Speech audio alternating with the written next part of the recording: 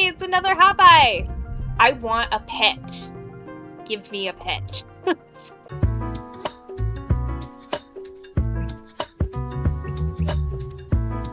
Bonjour, mon petit papillons! It's your Red Blave here, and welcome back to the Wholesome Gaming Channel.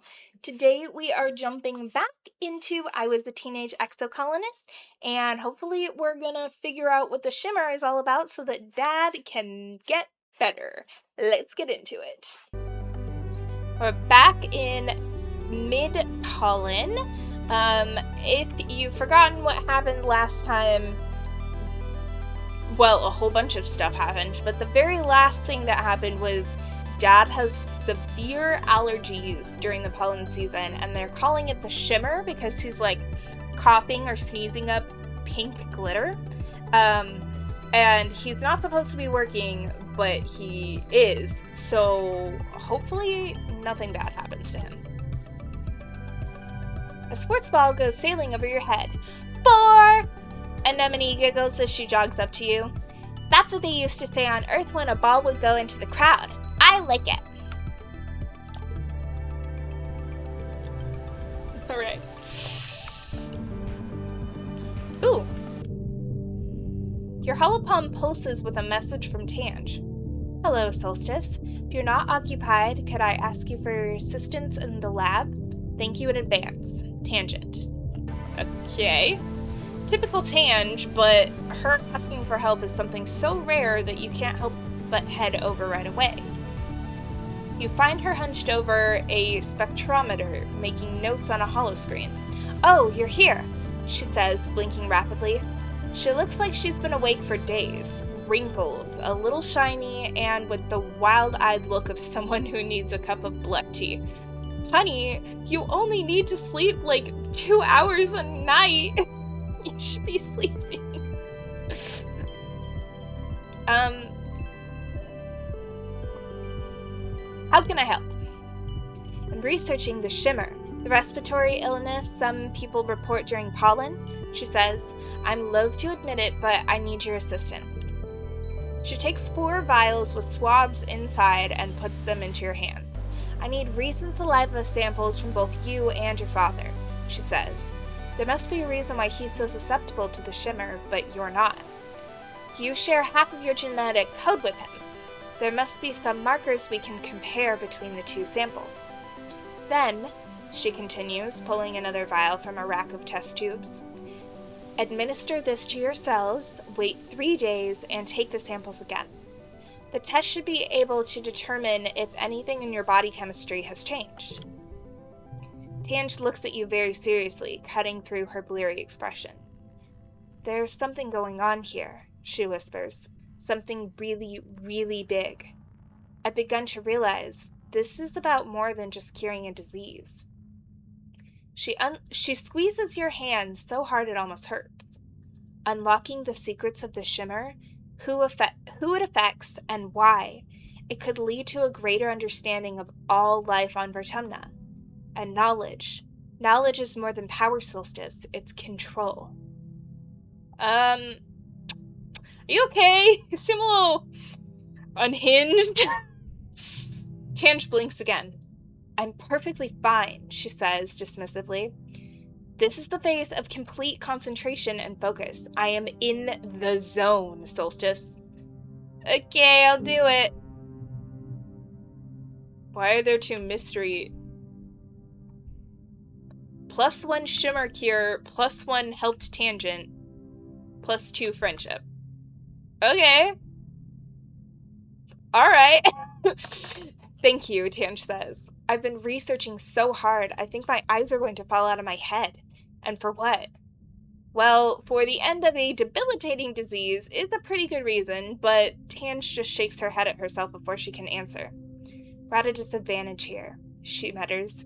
We're fighting blind. We need to understand this planet if we're going to get it under our control. Alright, so you're literally 12. I feel the need to remind you. Don't expect to be a doctor right now, but good for you. Wait, why can't I do the thing? Why can't I do the thing? Don't you have something you should be doing right now? Not, well, I thought I was gonna help Tange cure the shimmer, but I guess not. You know, Solstice, you're alright, Mars says as you approach. You blink at her, trying to figure out what she means. You're an alright what? No, she's saying that I'm alright, like, as a person. At your stunned silence, Mars laughs and tosses her hair over her shoulder. You're all right, she repeats. You actually have good taste, unlike all these other nullheads. Ever since we landed, it's been help with this Mars and don't waste resources on that Mars. It's boring. At least you understand the importance of sophistication. Do I? My parents are farmers. Oh, she has a crush on him, I'm telling you. You shoot the breeze with Mars a bit longer. At some point, Dis skulks out of the living quarters and has to pass by you both, clearly trying not to draw your attention. Ugh, where's he going now? Mars mutters to you, then raises her voice so Dis can hear. Try not to get eaten by aliens, she calls out to Dis. If you die out there, they can't use your body for fertilizer. Don't be a waste. Jeez. Shut up, Mars. Dis is cool. Okay, good. I thought I was gonna lose friendship with her again. Every time I defend Dis, she hates me. But I don't like that she bullies him, even though I am so sure that she just likes him. But poor buddy, he has no other friends. You say it loud enough for Dis to hear. He looks at you with wide eyes before scurrying towards the walls. Huh, Mars says with a little smile. No accounting for taste. She seems to respect that you challenged her. Wait a minute. What is that card? Why do I lose kudos when I have that card? I barely get any as it is. She watches Dis disappear from sight, then shrugs. Maybe you can get through to him. I've tried, but he doesn't care about contributing to the colony, or being popular, or earning kudos, or anything important. Yeah, he's like one of the... He and Anemone are literally the only two kids who act like kids. They just want to explore and have fun. And they're not worried about responsibilities because they shouldn't have to be because they're 12. Or I guess they're 11. I'm the only one that's 12? Am I the oldest? I think so. Maybe? I don't know. I think we're supposed to all be the same age, but now I'm not actually sure. What do you contribute, Mars? Mars laughs and puts her hands on her hips. I contribute plenty, and you know it, Solstice. People need someone to tell them what to do, don't they? I mean, I'm not saying you're wrong. I'm just saying you're super self-absorbed and a little bratty. But you know what? I don't hate Mars. I actually do like her. We need that kind of mean girl archetype. What am I doing? What do I want to do? What am I doing? I'm going to class. Since apparently I can go to class. We'll do engineering. Biology might help me cure the illness, though. Well, it's too late. The colony is still reeling from Professor Howe's death. You're not sure what to expect when you go to class today. You take your seat in the classroom. Chief Engineer Instance is chatting near the front with Tangent, but as the class fills up, Tange returns to her seat and Instant fires up Congruence's holoprojection. All right, listen up, Instant says. Congruence is expensive as hell to run in interactive mode, but she'll have to do as your teacher for now. I'm far too busy to be teaching children. Today, Congruence teaches you about machine learning and the development of artificial intelligences. Congruence has been a part of your life for as long as you can remember. It's hard to imagine a time when people didn't have access to such a powerful, all-knowing intelligence. How did people used to learn anything? With teachers and books. In our world, AI is not actually all that smart. Man, why do I have to lose kudos? Is my only blue card literally a 0 and doesn't even help me? What the heck? I did hit super goal, so... But I didn't get any kudos because I lost it from Mars. That stupid card. It is a 5, which helps me win. I guess I don't need kudos. I'm trying to not be greedy, but it would be nice to be able to afford stuff, you know? I need a break soon. Oh, I do need a break soon. Okay, I can take one now, and then...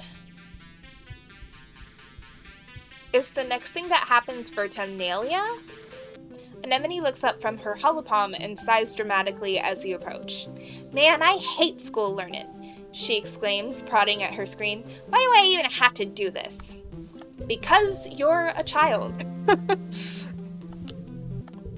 Dad really wants to go outside, but he shouldn't even be working right now. Solstice, come over here, Mars demands. When you do, she slings her arm across your shoulders and raises her holopalm to take a picture. Look cool, she instructs you.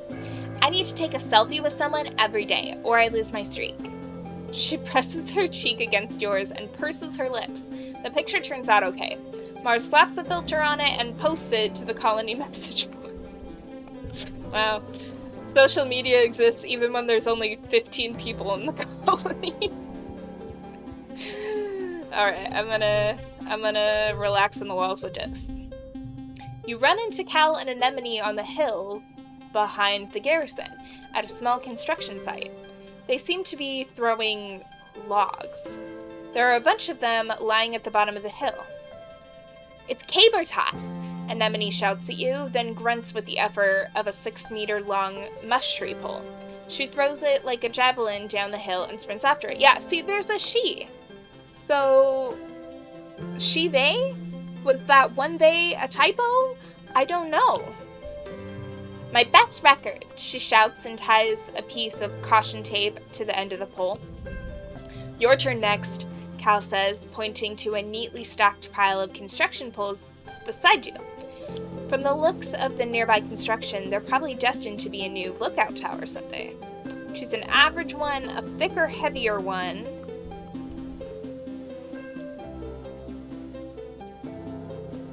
I feel like the heft, this is like pole vaulting, right? So the thicker one is better to plant?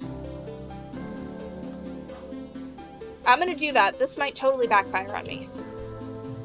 Challenge mode! Wee-oo, wee-oo! Cal makes a noise like a siren. He shouts down at Anemone. Solstice is gonna throw a biggin, so you better get out of the landing zone. Oh, it's not pole vault. It's not launching myself off of it, it's just throwing it. Okay, so I made a bad decision, and now I have a hard challenge. Oh well. The pole isn't actually that heavy, but its length makes it hard to balance. You struggle to get underneath it with your knees bent. This is going to be tough. That's good. That's good. Yeah, I can't win this one. This is the first one that I haven't won. Shoot. You fumble your throw, and the pole only makes it halfway down the hill, rolling a little before it comes to a stop with the others. Bonus points for rolling, Cal announces, and Anemone finds another piece of caution tape to mark your pole.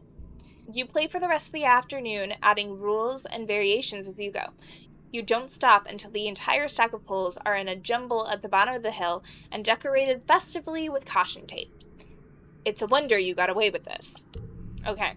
Well, I didn't lose too much by, not winning that one. Why does it not give me the zeros that I can forget? The ones that are useless to me? Whatever. It's fine. Well, I'm gonna go explore anyway, just because I feel like it.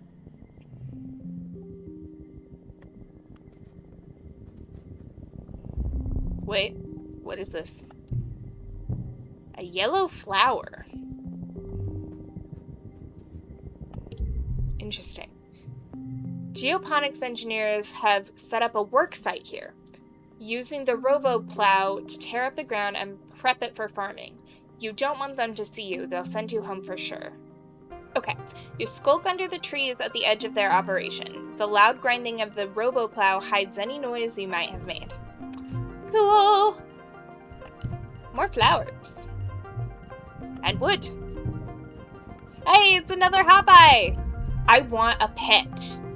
Give me a pet. You spot a group of Hopeyes playing in a clearing. They let you pretty close to watch them chatter to each other and rub noses. They're all friends. Look just like people, but they hop away if you get too close. Okay. Cool. The Hopeyes are wary at first, but you crouch down and copy their cute little squeaky noises. You bounce toward them, and amazingly, they don't hop away. You play with the Hopeyes for a few minutes before moving on. Cute little guys. I want one.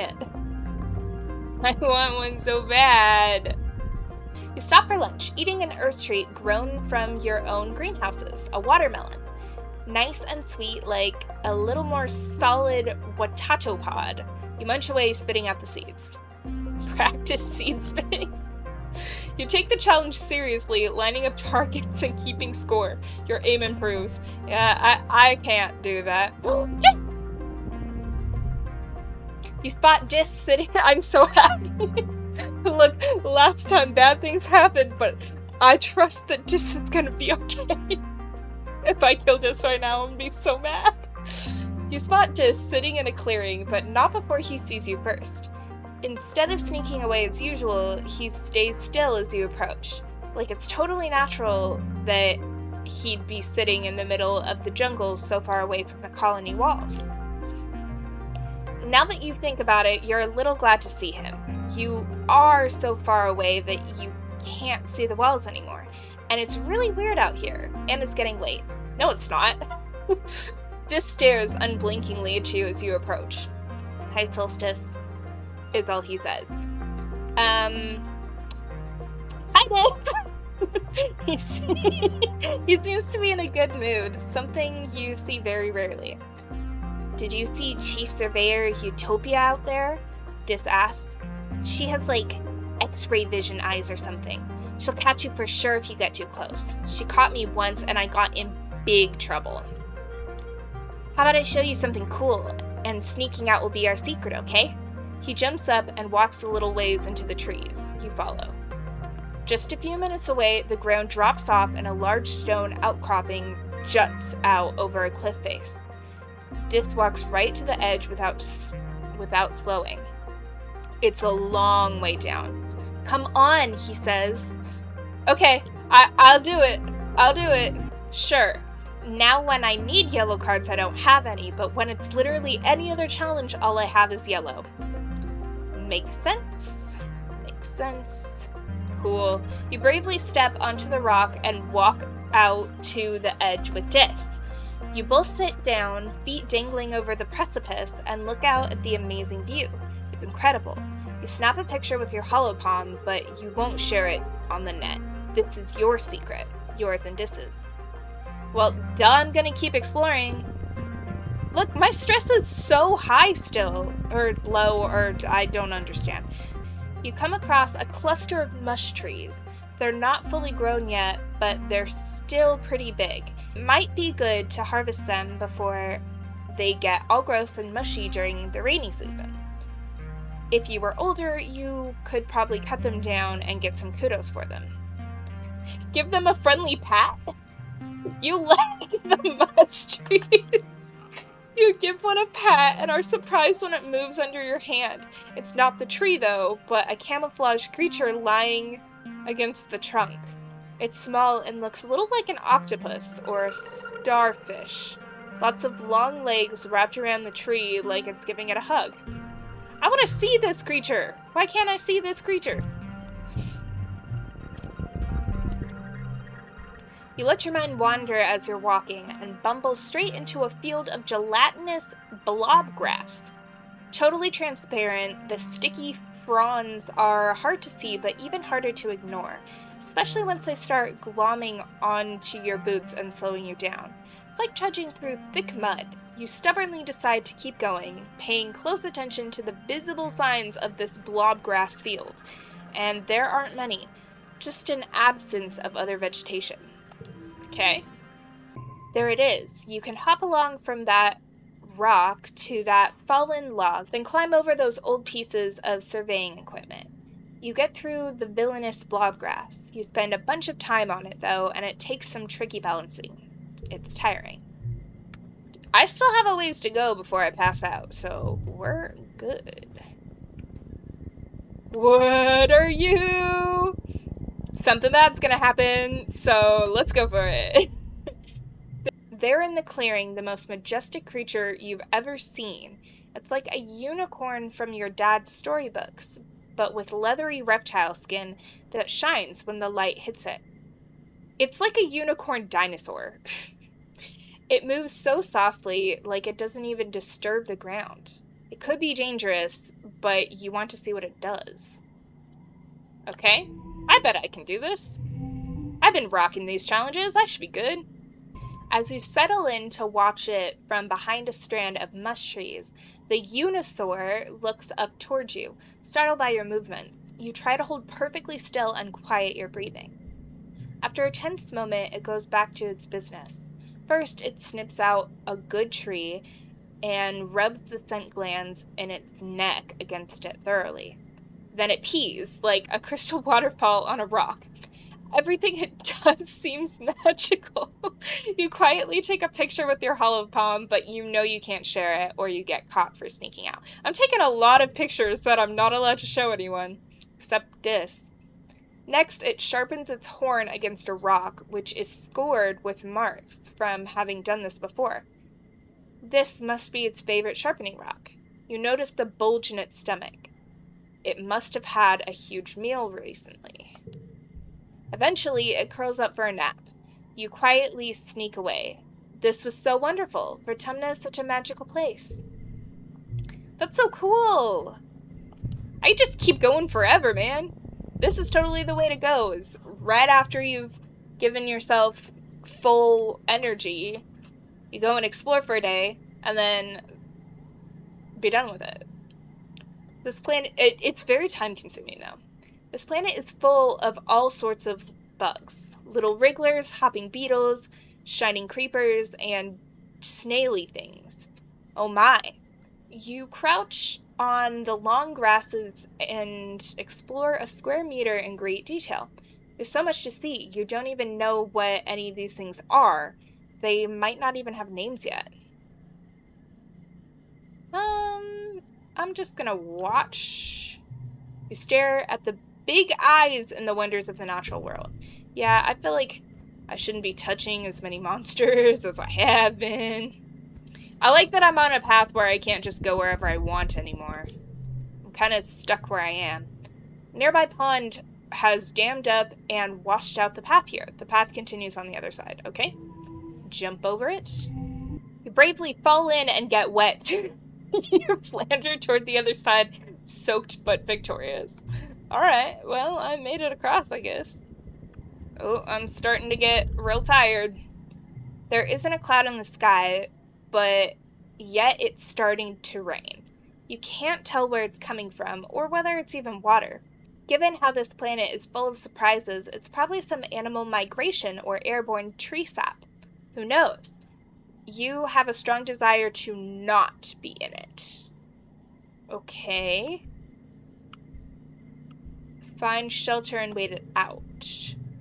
This rain just won't let up. You sit for hours under a large mushroom-capped tree, watching tiny blind creatures like worms wriggle out of the mud and swim around in newly formed puddles.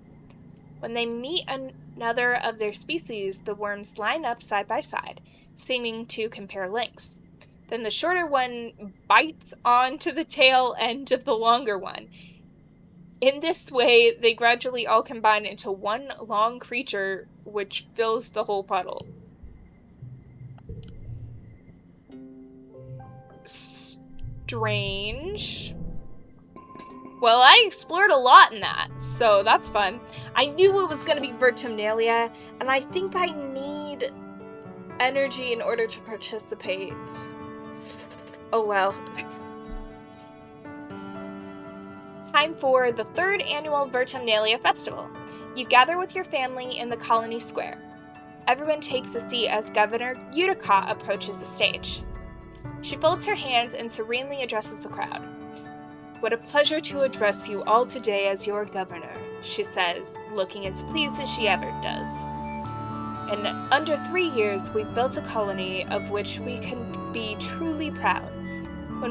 While we've suffered hardships and losses, we remain standing, as always, looking towards the future we are building together. Let us use this midsummer festival as a time to reflect on our many blessings," Utica continues. "Fresh water, good food, healthy children, and a strong community." Utica bows her head. "But first, let us remember Professor Halitosis." His name is Halitosis. That's unfortunate.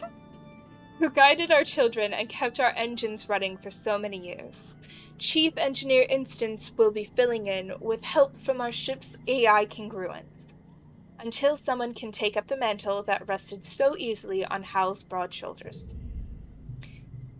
We also recognize the passing of our dear friend Chief Surveyor Melatonin.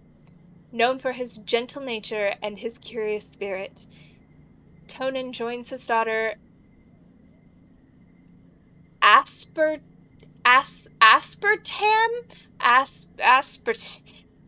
Tammy and his partner Levendula in the world of our memories.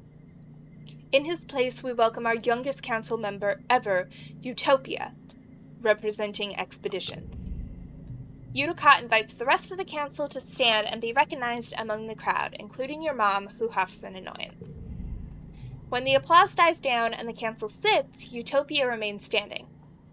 "Actually, Auntie Utica, y'all mind if I just make a quick announcement?" Utica nods and Utopia clears her throat.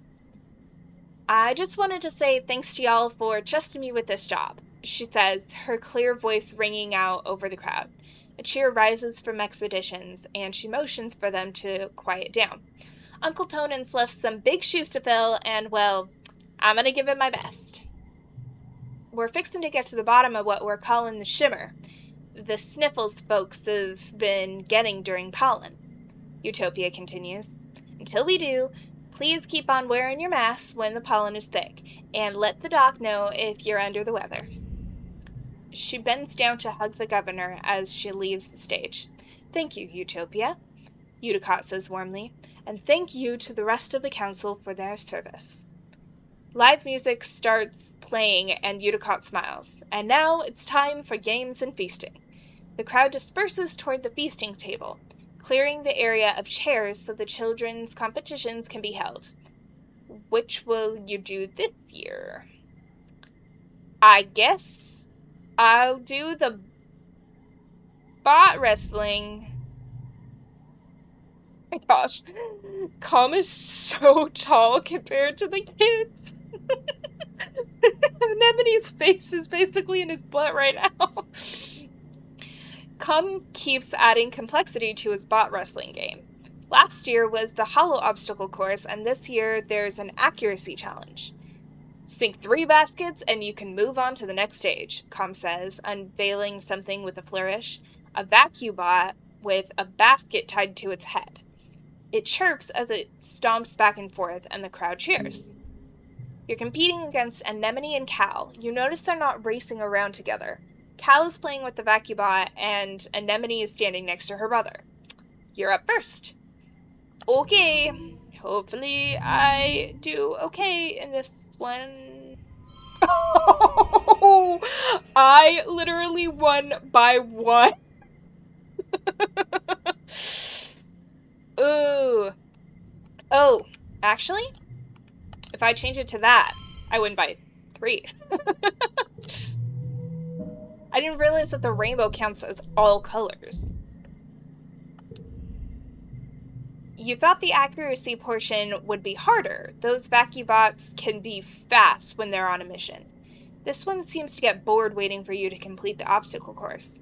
So by the time you line up to take your shots with the sports ball, it's stopped running around and has taken to carefully vacuuming the dirt under its feet. You easily sink your baskets and move into the wrestling competition and win by a huge margin. Anemone pouts and stomps over to Calm, yelling that it wasn't fair that you got it easy. She refuses to speak to you until Calm sits you both down and makes you shake hands. I didn't even do anything. Bro, I thought that Mars was a bad sport. I did not expect Anemone to be such a bad sport. He makes you shake hands, pointing out that Anemone also got hit by 5 hollow obstacles and couldn't have won anyway. Anemone begrudgingly accepts your win. Heck yeah, I have won all 3 competitions now. I'm so good. After the festivities, you take time off for a much needed, very relaxing break. Your dad sets up a slip and slide through the colony square, and everyone takes turns sliding on their stomachs and spraying water at each other. It's a lot of fun. You can feel your worries floating away in the hot dust sun. Heck yeah! Heck yeah, baby! Well, I pretty much spent the entire video just exploring the outside world, but I feel like it was very productive and I want to do more exploring. So, if you want to see that, please let me know down in the comments below. While you're there, you might as well like and subscribe. It's fun, it's free, you get to see more of me, and the videos can only get more intriguing from here. So, without further ado, bonsoir mon petit papillons! Bye!